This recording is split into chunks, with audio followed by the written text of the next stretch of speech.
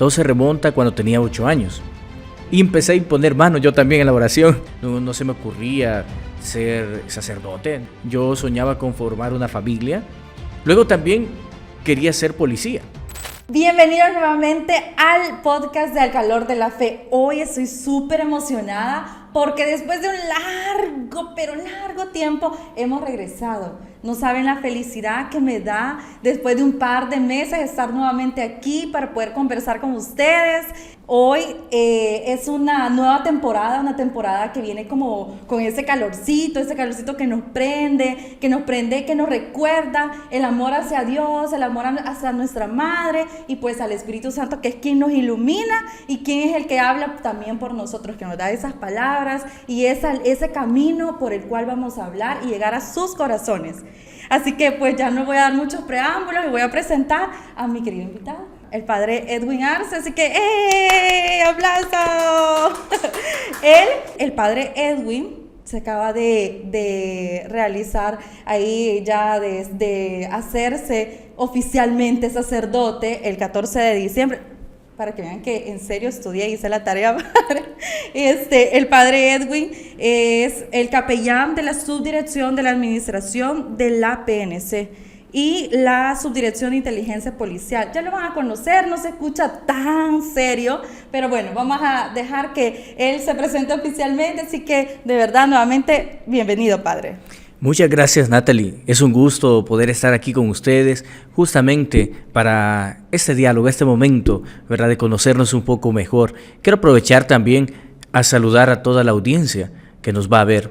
Padre, primera vez que lo tenemos aquí en Sinopsis, pero no es primera vez que aparece en las cámaras de Sinopsis. Sí, primera vez que estoy aquí con ustedes, tal como lo dice. Pero ustedes estuvieron en mi ordenación, siempre solo el 14 de diciembre, en Aguilares, en la parroquia del Señor de las Misericordias. Sí, una misa que realmente estuvo muy llena. ¿Quién ofició esa misa? ¿Qué mensaje tan bonito para usted? Y pues ahí fue donde hicimos clic ahí con el padre por primera vez. Ahí fue donde lo conocimos, así que no es primera vez en las cámaras de Sinopsis. Más o menos nosotros queremos como conocer un poco sobre el tema de la vocación. Para muchas personas en el largo de su vida, en algún momento nos preguntamos como ¿para qué soy hecho? Ya seas laico, ya seas joven, ya seas hombre, mujer, ¿para qué vine a este mundo? ¿Qué es lo que Dios quiere de mí? Claramente sabemos que su misión era sacerdocio, era estar cerca de la gente a través de él, ¿verdad? Primero, queremos conocerlo un poquito. Antes de ser el padre Edwin, ¿quién fue Edwin Arce? Muy interesante porque todo se remonta cuando tenía 8 años. Cuando empiezo justamente en mi niñez, mi familia comienza a ir a la iglesia de nuevo. Mi papá, en su juventud, había pertenecido a Renovación Carismática Católica. Luego, por cosas de la vida, se alejó un tiempo, ¿verdad?, de Dios. Mi mamá nunca había tenido una experiencia más personal con Cristo, ¿verdad? Pero, sin embargo, ella asistían solo los domingos a misa. Pero cuando yo tengo 8 años, ellos se reincorporan a Renovación Carismática. Y es ahí donde también a mí me llevan. Me recuerdo esa primera ocasión, ese es como el primer recuerdo que yo tengo ya en la iglesia. Debo decir que tengo 28 años de vida, de los cuales 20 los he pasado en la iglesia, ¿verdad? Bastante metido en distintas etapas. Pero con esto sería el comienzo de esta historia. Entonces vamos a una asamblea en la parroquia del Señor de las Misericordias en Aguilares. Y justamente allí ustedes sabrán que la renovación tiene una forma de orar bien particular, ¿verdad? La forma de orar a voz viva, imponer manos, es propio de la mística. Entonces yo veo que a mis papás y a mis hermanos, que eran mayores, yo un niño de 8 años, les estaban justamente imponiendo las manos.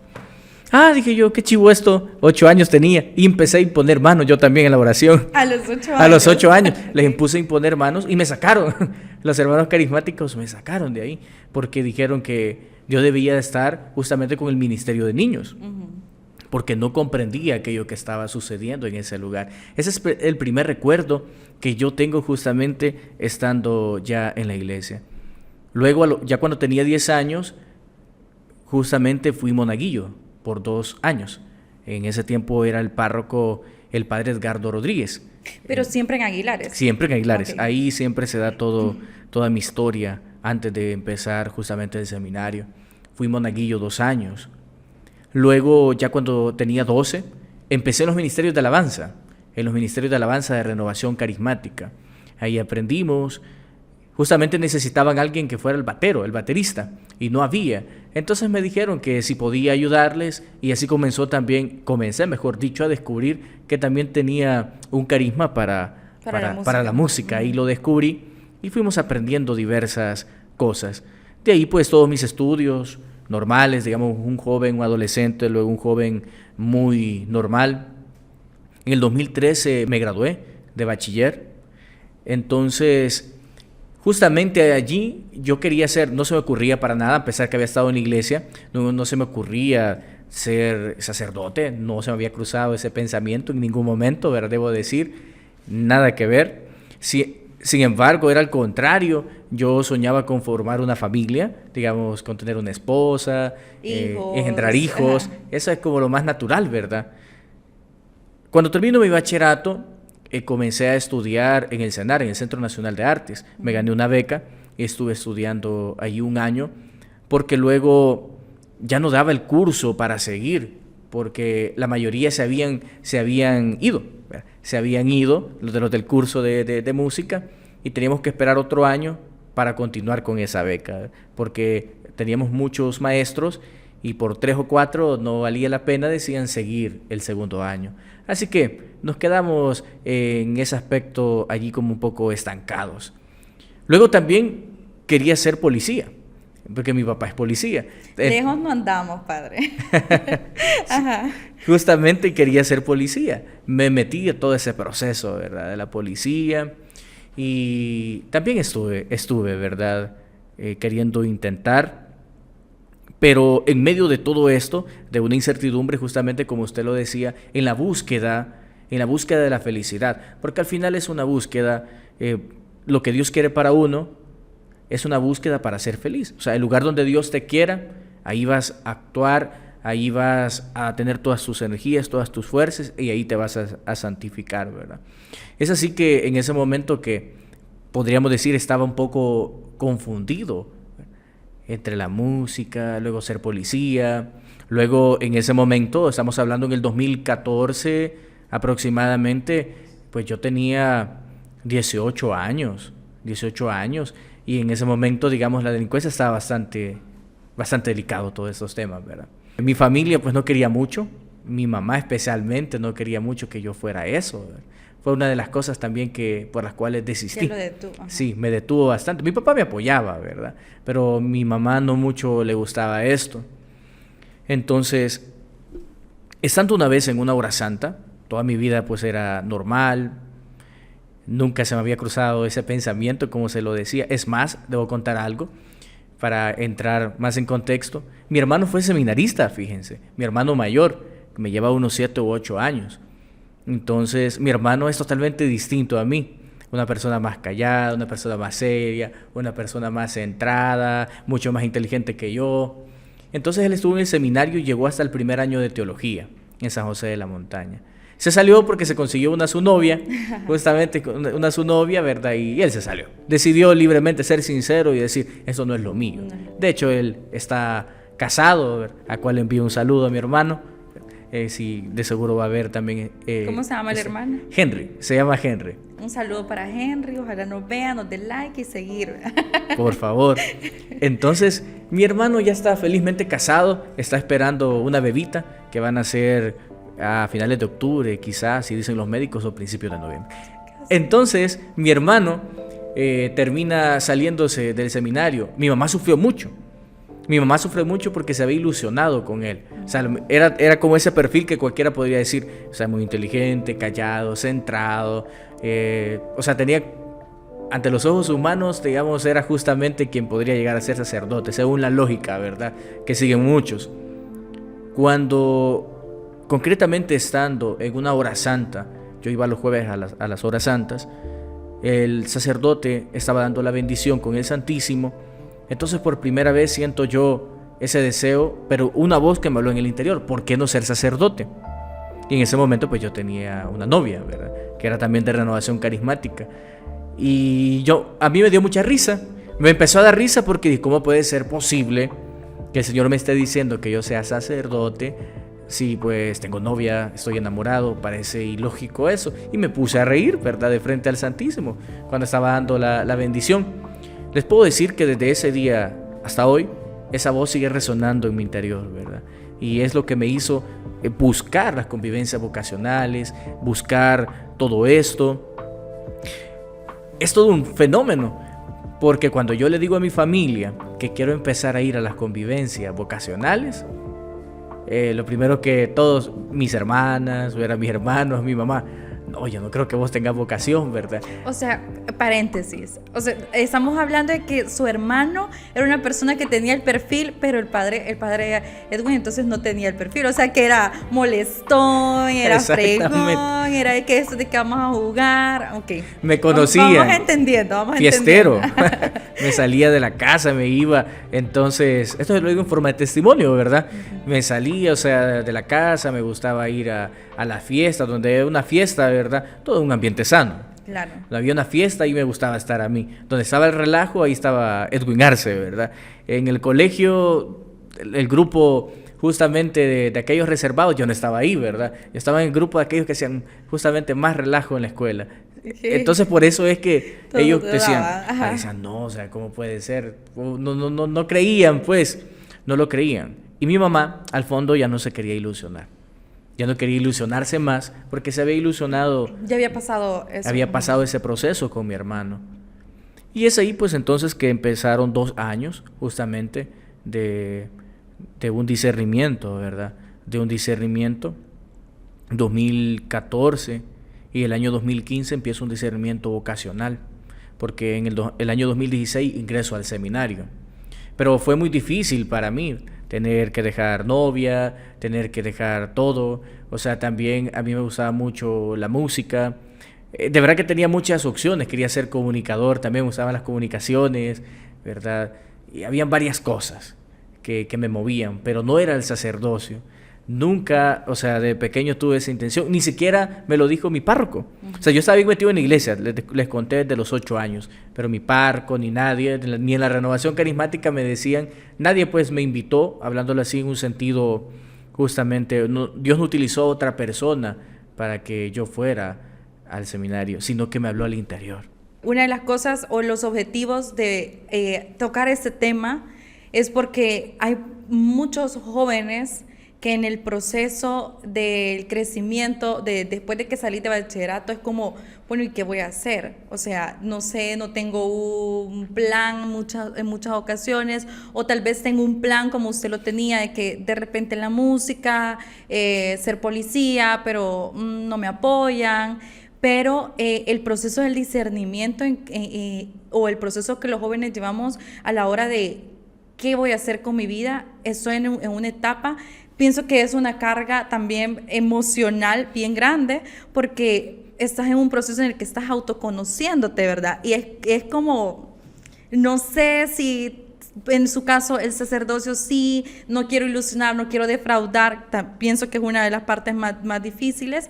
Y ahora nos contestaba usted que una de las partes difíciles de ese discernimiento y esa toma de decisión de, ok, voy a ser sacerdote porque hay una voz hablándome, ha sido el dejar familia, dejar sueños atrás.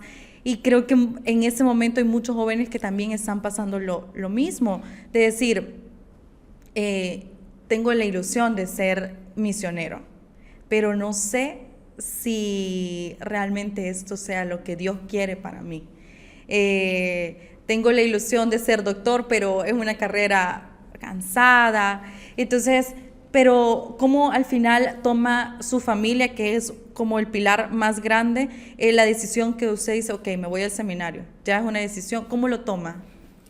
Como todos eran de un ambiente bien eclesial, ¿verdad? En ese momento mi papá era del Consejo de Ancianos de Renovación Carismática, mi mamá ya era servidora y mis hermanos, todos estábamos bien metidos en la iglesia. Pues ellos muy felices, la verdad, pero no me creían.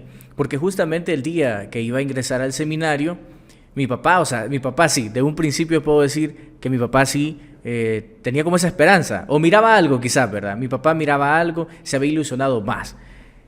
Pero ese día que me tenía que ingresar al seminario en el Benjamín Barrera y Reyes, el seminario propedéutico, cuando yo me fui a despedir de mi mamá me dice, ¿y ahora te vas a ir? O sea, todavía no creía, pero ella muy en serio, es que no te creo, es que ya vas a venir de regreso, me dice. Y yo le digo, no se preocupe, que yo solo me he dado 6 meses, le dije, así, porque yo siempre fui muy sincero con ellos durante todo el proceso vocacional. Yo voy a ir unos 6 meses a intentar y a probar esto, a darme cuenta que quizás esto no es lo mío, pero quiero desendudarme. O sea, yo iba a hacer un intento, ¿verdad? Para darme cuenta si era en realidad que el Señor me llamaba a esto. Y me había dado 6 meses. Cuando usted dijo, sí voy a entrar al seminario, ¿qué pasó dentro de usted? ¿Qué sintió? Cuando entró, cuando ya dijo sí, hoy sí. La verdad que fue algo muy, muy fuerte, porque nunca había salido de mi casa. O sea, y es como de un día para otro totalmente dejarlo todo, dejar hasta la comodidad de casa, ¿verdad? Cama, dejar mi cuarto, dejar todo, ¿verdad? Justamente mis amistades, tener una ruptura en cierto sentido con las amistades, y un montón de cosas, ¿verdad? Que tuve que renunciar, y como usted dice, a los sueños también que tenía, la música. Yo sabía que aunque en el seminario podíamos seguir un poco siempre sirviendo de esa forma, pero no iba a ser lo mismo, ¿verdad? O sea, el padre Edwin se veía como todo un rockero allá en Nueva York, dándolo todo, antes de entrar al seminario. Bueno, y ya estando adentro, padre, ¿qué le sorprendió? ¿Cuál es una de las cosas que usted le sorprendieron, por ejemplo, la forma el estilo de vida, que no es lo mismo, supongo yo, que cuando estás en tu diario vivir? ¿Qué fue lo que le sorprendió ya estando adentro? Fíjese que una de las cosas que más justamente me costó adaptarme en un principio, a pesar que yo tengo una familia bien numerosa, porque en su debido momento en mi casa vivíamos 8, o sea, mis papás y mis 5 hermanos. Éramos 6 hijos, ¿verdad? Por todos. Entonces venía una familia numerosa y yo estaba acostumbrado también a tratar así, digamos, con bastantes personas. Uh-huh. Pero en el seminario no eran 8 los que habían. En el seminario en ese momento ingresamos alrededor de unos 32 o 33, me recuerdo. La mayoría era de la diócesis de Santa Ana y éramos 3 los que ingresamos del ordinariato militar. Pero la particularidad del seminario Benjamín Barrera y Reyes es que se dormían en cuartos comunes. Y en ese cuarto entonces en común, yo nunca había dormido con tanta gente. Ahí habíamos como 10. Y para mí fue tan difícil porque, o sea, escuchar los ronquidos del otro. Teníamos un compañero justamente que dormía ahí, que hablaba en la noche solo. Pero lo que nos asustaba es que las conversaciones que tenía de día, si por ejemplo él estaba hablando con nosotros, de repente en la noche esa conversación él le decía exactamente como la había tenido ¿verdad? Con sus amigos. Era toda una cosa. Creo que una de las cosas que más se me dificultó fue la convivencia. O sea, convivir con muchas personas en un principio era bien chocante, ¿verdad? También las duchas eran en común. Y quiero contar aquí una pasada, ya que usted lo dice. Entonces, la primera salida cuando yo ingresé al seminario lo íbamos a tener a los 14 o 15 días. El primer fin de semana para ir a casa, digamos, ya como seminarista, ¿verdad? Porque yo salí de mi casa como un aspirante. Cuando ya entré al seminario, entonces podríamos decir que ya oficialmente era seminarista, de ahí, de ese lugar de formación. Entonces era mi primera salida. Me recuerdo que un día antes, entonces en la mañana, había un compañero que él, la ducha la había personalizado, pero esas eran comunes. En esa ocasión yo me desperté un poco más temprano que él, y como esa ducha estaba libre, yo fui a bañarme. Cuando salí él estaba muy enojado, porque esa era la ducha que la había utilizado. Porque la había utilizado y todo, pero eran duchas comunes, pero ahí se podía bañar cualquiera, no tenía nadie designada una. Y entonces ahí hubo una discusión y caí yo en cuenta de qué estoy haciendo en este lugar. En mi casa pues no me hace falta nada, en mi casa tengo lo necesario, nunca me había sucedido ni con mis hermanos pelear por una ducha. ¿Qué estoy haciendo aquí? Este lugar no es para mí. Y ahí fue donde yo ya no bajé a clases ese día, se los quiero decir, no bajé a clases. Me quedé, pero sentía pena de irme porque dije, van a decir, este cobarde, o sea, sentía pena de irme, regresarme a mi casa. Entonces, ¿cuál era mi plan? El día siguiente teníamos que regresar a casa. Me voy a llevar todas mis cosas y ya no regreso a este lugar. No tengo nada y absolutamente que estar haciendo porque aguantar a alguien. Teníamos un director espiritual de planta, el padre Carlos Lobos, al cual envío un cordial saludo, un amigo al que quiero muchísimo. Entonces el padre Carlos Lobos era el director espiritual y yo fui a hablar con él, menos mal que lo busqué. Entonces el padre bien tranquilo, me vio muy enojado, ¿verdad? Me vio muy enojado. Justamente entonces el padre me dice, vamos a hablar después. Me lleva el café y me pone un documental sobre las pirámides de Egipto. Y ahí se hablaba sobre el faraón Tutankamón, ¿verdad? Eso duraba como 2 horas y media.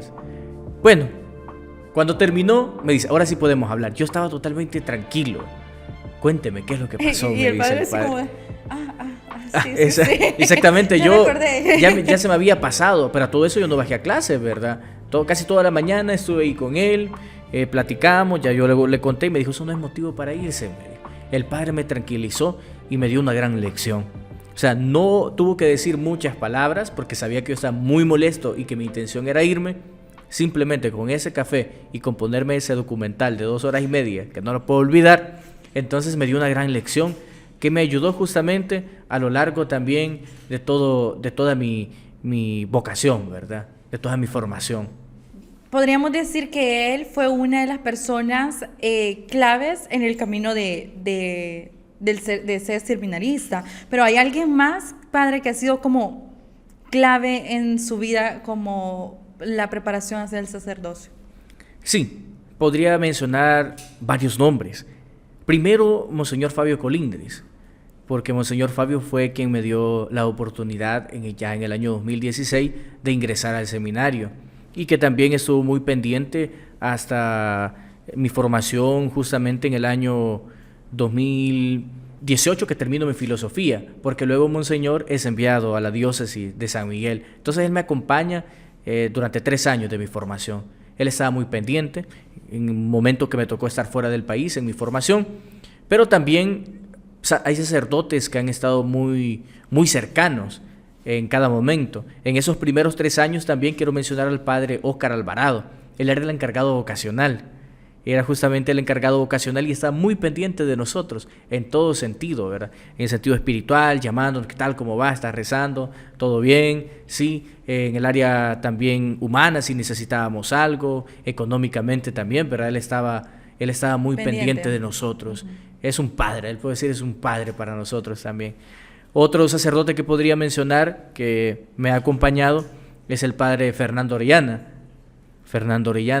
Él también, luego que el padre Óscar Alvarado le tocó irse de la diócesis y regresar a la suya, ¿verdad? Que es la diócesis de San Vicente. Entonces el padre Fernando Orellana queda como encargado vocacional y él me acompaña en toda mi teología. Son sacerdotes a los cuales yo les agradezco mucho. Y por último podríamos decir, ¿verdad? Ya que me hizo esa pregunta, Monseñor Reinaldo, porque Monseñor Reinaldo justamente es nombrado obispo el año pasado. Yo me ordené el 29 de junio del año pasado como diácono y Monseñor fue en julio. No recuerdo si fue 19 o 20, uno de esos 2 días fue.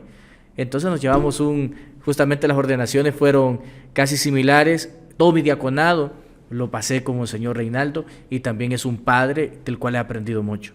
Ahora que hablamos de Monseñor, recuerdo la misa de su ordenación que fue oficiada por él. Sí.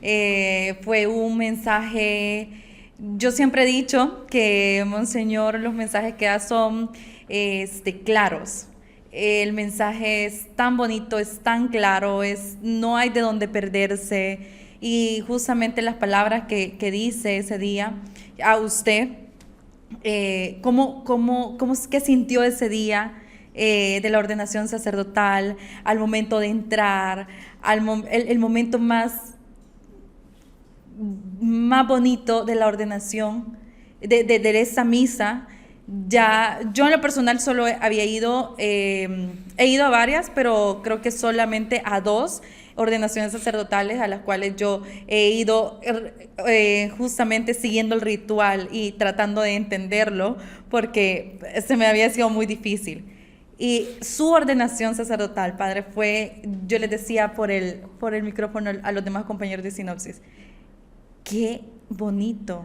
O sea, el mensaje, lo que significa, y la gente solo ve que se acuesta en el suelo y hay un ritual, pero ese mensaje o cada parte que va pasando en esa ordenación sacerdotal es tan significativa. Yo creo que la viví mucho, pero la viví desde un parámetro bien diferente. Pero quisiera saber qué sintió usted, qué pasaba por su cabeza al ver tanta gente, ¿qué sintió, padre? Habían justamente muchos sentimientos encontrados, porque primeramente era una alegría que me inundaba desde ese día, desde que amaneció. O sea, lo primero que hice, como todos los días, es darle gracias a Dios, pero era aquella alegría para lo que tanto yo me había preparado. Ciertamente ya era diácono, pero el diácono, aún ministerialmente hablando, es muy limitado, ¿verdad?, en lo que puede hacer. Y justamente porque yo me había formado no solo para ser diácono, porque ya también en la iglesia existe el diácono permanente. Yo me estaba preparando para ser presbítero. O sea, y me ponía a pensar, justamente es como que por la mente de uno, durante toda la misa, ¿verdad?, está pasando todo lo que dejé atrás, ¿verdad?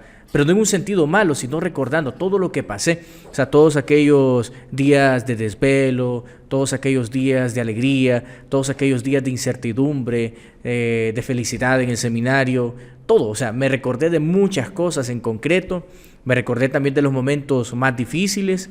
Y si usted me pregunta, el momento más particular es cuando uno está postrado en tierra, justamente, y se está cantando la letanía de los santos. Es un momento muy particular porque casi la letanía de los santos está durando como 15 a 20 minutos. Tiene un momento ahí uno para reflexionar tantas cosas. Yo me sentía muy indigno, o sea, todos, de verdad que nadie es digno de recibir el sacramento del orden, pero de verdad decía, Señor, y todavía le preguntaba, ¿por qué me has llamado, verdad? ¿Por qué me llamaste a mí? ¿Por qué te has fijado en mí? Porque ahora sí estás concretizando esta obra, o sea, y me estás diciendo, o sea, sí, te quiero que seas mi sacerdote. Eso era algo muy fuerte, y debo decir que más de alguna lágrima se sale por ahí, ¿verdad? Sale por ahí siempre, y quizás eso no es visible entre las cámaras, pero sí, es un momento de mucha alegría, es un momento muy fuerte, hablándolo espiritualmente, porque como usted lo dice, si lo vemos más allá de lo que los ojos ven, y comenzamos desde la perspectiva de la fe, hay algo muy profundo que está pasando ahí. Hay un cambio justamente en el nivel más ontológico del ser humano, en este caso del que lo está recibiendo el sacramento. De esa forma que al finalizar ahí, mis manos, yo lo sabía, que mis manos iban a ser manos consagradas. Y me emocionaba saber que el día siguiente, o mejor dicho, que ese mismo día, porque ese mismo día, con estas manos yo iba a concelebrar. Y por medio pues de la plegaria eucarística y en comunión con el obispo y todos los presbíteros, por primera vez, con estas manos, ¿verdad?, pecadoras, si lo podemos decir así de esa forma, porque yo me considero pecador, ¿verdad?, se iba a hacer presente el cuerpo y la sangre de Cristo. O sea, es algo muy fuerte, porque antes de esa Eucaristía no lo podía hacer. Y en esa misma Eucaristía iba a poder por primera vez participar y concelebrar. O sea, eso es lo más fuerte. Yo siento que es de lo más fuerte, porque algunos sacramentos ya lo habíamos hecho. El bautismo, el matrimonio, inclusive he hecho algún matrimonio, porque el diácono podría hacer eso. Es algo muy fuerte. Yo pienso que es como esa pareja que se preparó por años. Usted se casa con la iglesia y es como para nosotros como laicos ese momento en el que tenés tu noviazgo y decís, ok, hoy nos casamos. Como llegar y sentirte, no sé, ¿verdad? Para los que creemos que tal vez esa pudiese ser nuestra vocación. Pero de verdad, Padre, que para mí ese día, qué impresionante cada momento que se va viviendo. Claro, ¿verdad? Uno no lo vive desde fuera y lo que ve, pero sí podemos captar ante las cámaras y lo pueden ir a ver porque todavía está en nuestra página la ordenación sacerdotal pues del Padre Edwin, y van a ver esa mirada, esa sonrisa, esos nervios, pero eran unos nervios que nosotros podemos asimilar o entender como ese nervio de cuando llegas y te entregas de lo que te has venido preparando por años. Ya casi un año de estar, de ser oficialmente sacerdote en diciembre. ¿Cuál ha sido esa diferencia del antes con el ahora? ¿O cuál es la diferencia? Pues cómo se siente ahora que ha tenido esa experiencia de ya casi un año de ser, el primer año de ser sacerdote. Existen los sacramentos propiamente que me llevan a la reconciliación con Dios y los sacramentos también de la salvación. Yo creo que como la diferencia entre el diácono y el presbítero es justamente esa, como se lo decía, el diácono es bien limitado, ¿verdad?, en lo que puede hacer. El diácono aún no puede celebrar Eucaristías, el diácono aún no puede confesar, el diácono no puede también llevar la unción de los enfermos. Estos son sacramentos de salvación. Me recuerdo que muchas veces la gente, como ya me miraba, ¿verdad?, con mi cuello clerical y todo, me decían, padre, ¿me puede confesar? Me dolía mucho en el alma decirle, no puedo porque aún soy diácono. Cuando comienza ya entonces el presbiterado, puedo decir que una de las cosas más grandes y donde uno ve también la misericordia de Dios derramándose es en el sacramento de la confesión.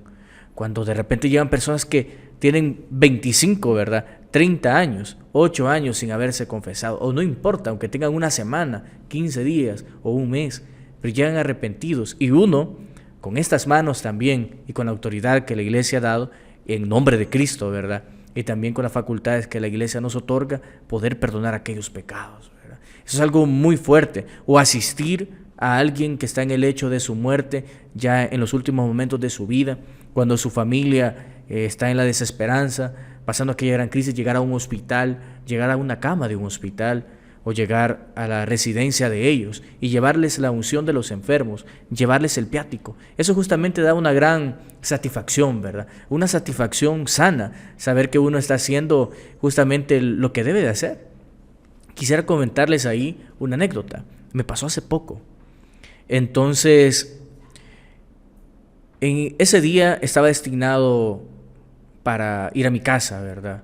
Todos los sacerdotes tenemos también como ese derecho, ¿verdad?, de descansar, ¿verdad? Entonces sí. Ese día yo me preparaba, aquí estoy viviendo en una residencial que se llama Ciudad Dorada, iba a ir para mi casa con mis papás a Aguilares. Da el caso que coincidía que mi mamá debía de venir al hospital porque le iban a hacer un examen, ¿verdad? Se va a someter a una serie de exámenes. Entonces yo solo estaba esperando que ella me llamara para pasar por el hospital, recogiéndola e irnos para la casa. Bueno, entonces mi mamá le iban a hacer una pequeña cirugía en esos exámenes y me llama, estoy por salir. Y ya me dirigía, yo cuando me cae otra llamada, por favor, padre, necesitamos, me dice alguien, necesitamos a un sacerdote que venga de emergencia porque mi familiar se está muriendo, viene luchando con un cáncer de muchos años, ¿podría venir, padre? Entonces escuchar aquello, yo me sentí, debo decirlo así, como la compasión, sentir compasión, no lástima, sino más bien sentir compasión. Y yo digo, ¿cómo hago? Si mi mamá, o sea, así con esa pequeña cirugía de ese examen que le han hecho, en la médula ósea se lo habían hecho, entonces se le dificultaba caminar, ¿cómo la voy a mandar en un bus? Dije yo. O sea, empecé en una cuestión de instantes a hacer ese razonamiento. Pero si esta persona se muere, como me están diciendo, ¿qué hago? Me tocó tomar una decisión, mandé en Uber a mi mamá y me tocó ir. Llegamos, fuimos al hospital de Santa Tecla, San Rafael, en cuidados paliativos. Ahí estaba ya en una cama, ¿verdad?, una señora de aproximadamente unos 87 años, ya tenía su cáncer bien avanzado, ella ya estaba inconsciente, pero aún estaba viva, estaban sus familiares ahí llorando, le llevé una palabra de ánimo, le di la unción de los enfermos, y luego me retiré, ¿verdad? Ya no pude ir con mi mamá, me tocó regresarme de hecho, porque el día siguiente tenía que estar temprano, ya no me daba ir a mi casa. Lo que les quiero contar que hace un par de días se comunica conmigo esta persona, y me dice, padre, disculpe que no le había podido decir, pero mi familiar ese mismo día, a las 3 de la tarde, falleció, me dijo. Entonces, fue como a las 2 horas, porque yo llegué aproximadamente entre 12, 2:30 a ese hospital. Sentí una satisfacción porque dije, tomé la mejor decisión. O sea, dije, mi mamá, gracias a Dios, está bien. Pero esta persona, si no lo hubiera podido asistir, estaba ya en el lecho de su muerte. Eso da entonces justamente una satisfacción para el sacerdote. aparte de la satisfacción, una parte difícil de dejar lo que amas por hacer lo que tienes que hacer. ¿Esa ha sido la parte más difícil para usted? La verdad sí, porque siempre lo he vivido en carne propia cuando Jesús dice que no deja a su padre, a su madre, a sus hermanos por mí, no es digno. Entonces yo sí lo he vivido, lo puedo decir. De hecho, estando fuera del país estudiando, me perdí de muchas cosas muy interesantes. El nacimiento de mi primera sobrina, mi hermano se graduó en la universidad, no pude asistir, mis hermanas se graduaron de bachilleres, tampoco pude estar, muchas cosas, para algunos familiares también que fallecieron, no pude estar, lo he vivido entonces en primera persona, y esa separación, digamos, sí fue muy difícil en su momento, pero aún lo sigo viviendo en carne propia. Ya siendo sacerdote, toca decidir, ¿verdad?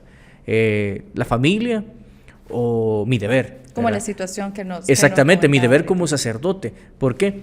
Porque ustedes como laicos tienen un derecho, el derecho de pedir a un sacerdote los sacramentos. Y yo tengo el deber de dárselos, ¿verdad? Tengo el deber, si lo podríamos justamente llamar así. Entonces me encontré en esa situación bien difícil, pero ahí se vive y me recordé de la decisión que tomé, ¿verdad? Siempre la decisión de primero anteponer el reino de los cielos. Y nosotros como laicos muy agradecidos también porque siempre encontramos a un sacerdote, siempre encontramos a ese refugio que muchos en algún momento necesitamos. Yo puedo hablar por mí y gracias a Dios siempre he encontrado en el sacerdote ese refugio o esa mirada de Dios que muchas veces necesitamos en el largo de nuestro camino, y se lo agradecemos. Probablemente ahorita no hemos tenido, quizá no lo hemos molestado al Padre Edwin, pero agradecemos esa entrega y ese amor hacia el más necesitado.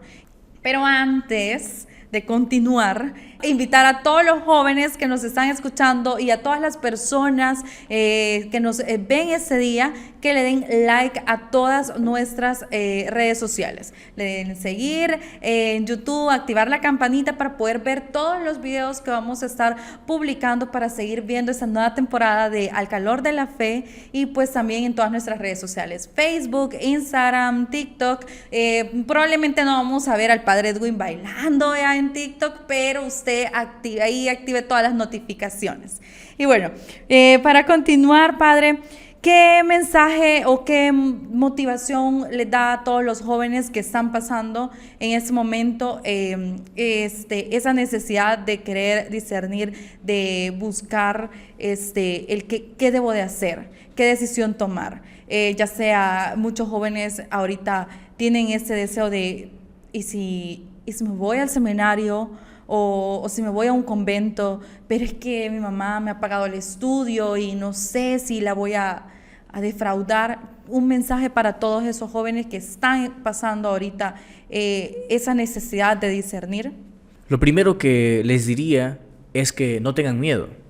No tengan miedo porque el Señor, cuando llama, el Señor también lo va preparando y va poniendo todos los medios necesarios para que se llegue a concretizar esa vocación.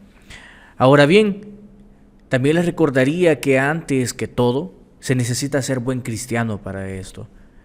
Nosotros tenemos dos vocaciones universales. La primera vocación universal es el llamado a la vida, a la existencia. Es común para todos, es universal. Todos hemos sido llamados a la existencia por Dios, porque Dios así lo ha querido.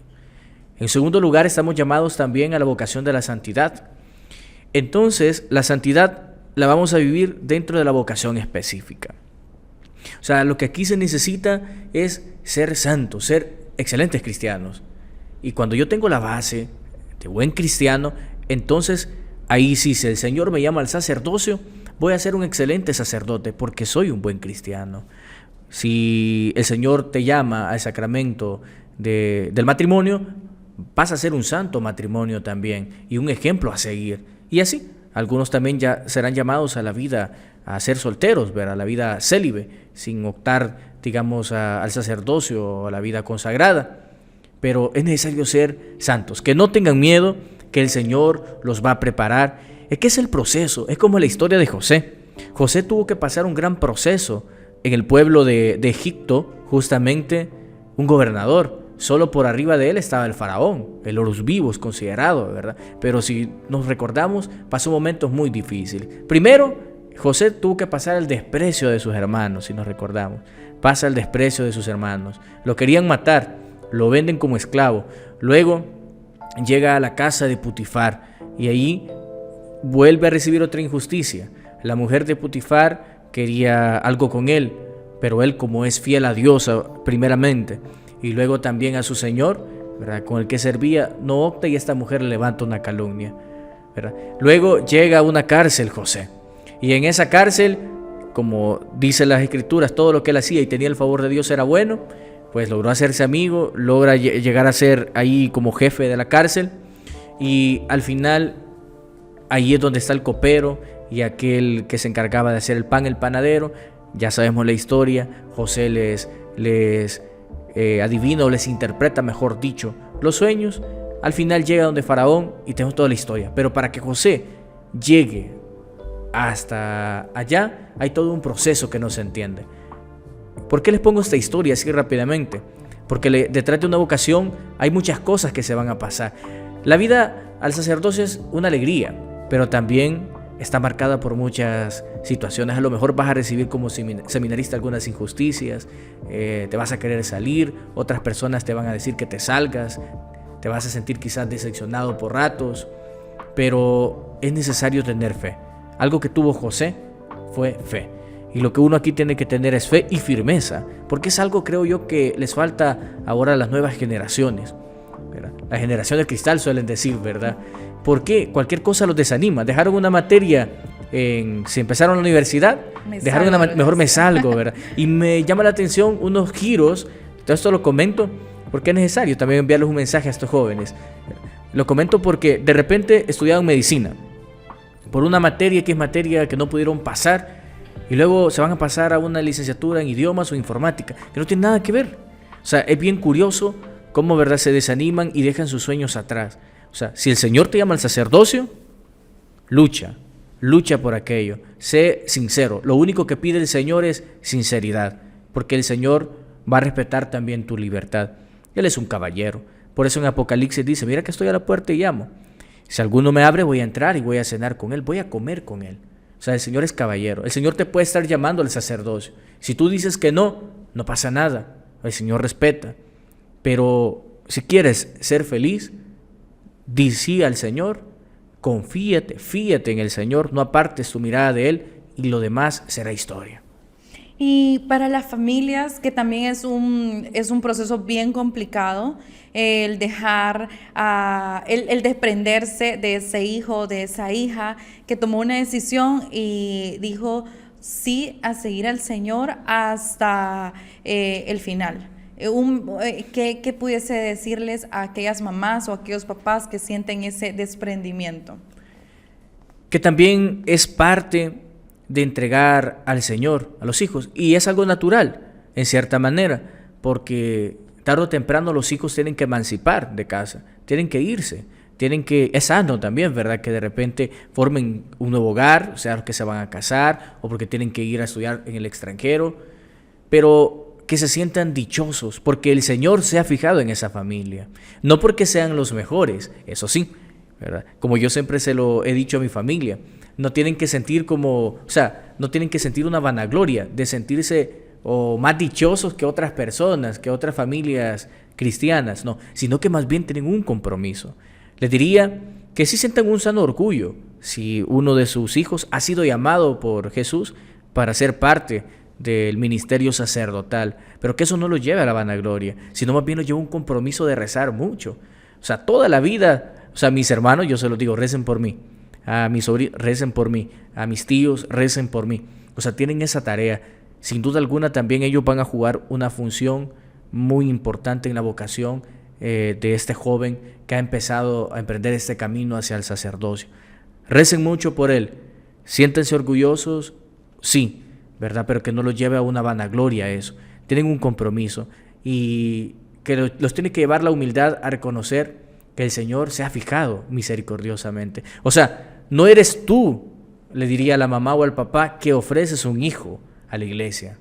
O sea, es Dios que se ha fijado en uno de tus hijos y lo llama a que participe.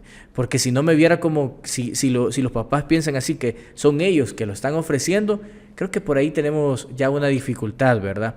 En cambio, si lo miran desde la óptica que es Dios que han tenido misericordia, entonces nos mantenemos de una forma también humilde.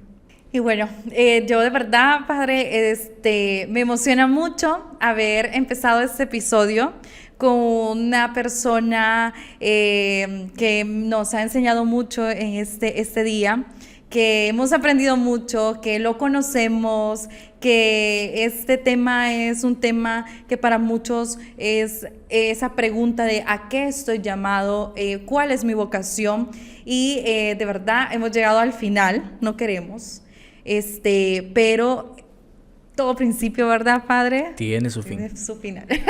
Pero de verdad agradecemos todo el equipo de Sinopsis que nos haya tomado ese llamado. Nosotros lo llamamos a través de este medio y él dijo sí. Él nos dijo que sí, de verdad se lo agradecemos mucho, que nos haya acompañado, que esté apoyando también a este proyecto de fe, de amor tan bonito. Y pues bueno, recuerden cada uno que pues vamos a tener aquí, vamos a invitar más seguido al Padre Edwin. Igual, él está ¿en qué parroquia, Padre? Por si desean ir y buscarlo. Sí, soy párroco de la Subdirección de Administración, como usted lo decía al principio, y de la Subdirección de Inteligencia Policial. Pero también soy colaborador, el lugar donde me podrían encontrar así más fácilmente, porque tal vez allá en la policía no los van a dejar entrar, sería en la Precatedral San Juan Bautista, que se encuentra enfrente del Hospital de El Salvador, o con mayor referencia en la Inspectoría General de las Fuerzas Armadas. Ahí colaboro con el párroco, el Padre Valentín, colaboro ahí los fines de semana. También ahí, ¿verdad? Si en algún momento necesitan algo en lo que se les pueda servir, pues estamos para eso justamente. Padre, ¿algunas últimas palabras que desea agregar antes de despedirnos? Sí, primeramente dar gracias a Dios por esta oportunidad. Dar gracias también a Natalie por su fineza y todo, como hemos tenido este momento de diálogo. Agradecer también a Sinopsis por haberme invitado. Es un honor poder estar aquí con ustedes y platicar un poco también de mi vida y de mi vida vocacional. Un saludo también muy cordial a todos los que nos han visto en este primer episodio. Les recomiendo que sigan a Sinopsis y también sigan viendo este programa que trae muchas cosas interesantes, así que no se lo pierdan. Muchísimas gracias, Padre. Yo estoy segura que el equipo va a seguirlo invitando y igual, las puertas de Sinopsis están abiertas para en cualquier momento. Igual a todos los que nos vieron este primer episodio de la segunda temporada, si les gustó el testimonio del Padre Edwin, compártanlo con sus amigos, con sus familiares también, con sus sacerdotes y pues denle like, denle en seguir, denle en activar esa campanita, por favor, para que les caigan todos nuestros videos y pues estamos siempre abiertos e invitando a más jóvenes que quieran evangelizar a través de este medio. A todos nuestros benefactores, que gracias a todos ellos es posible esta obra y esta evangelización por los medios digitales. ¡Adiós!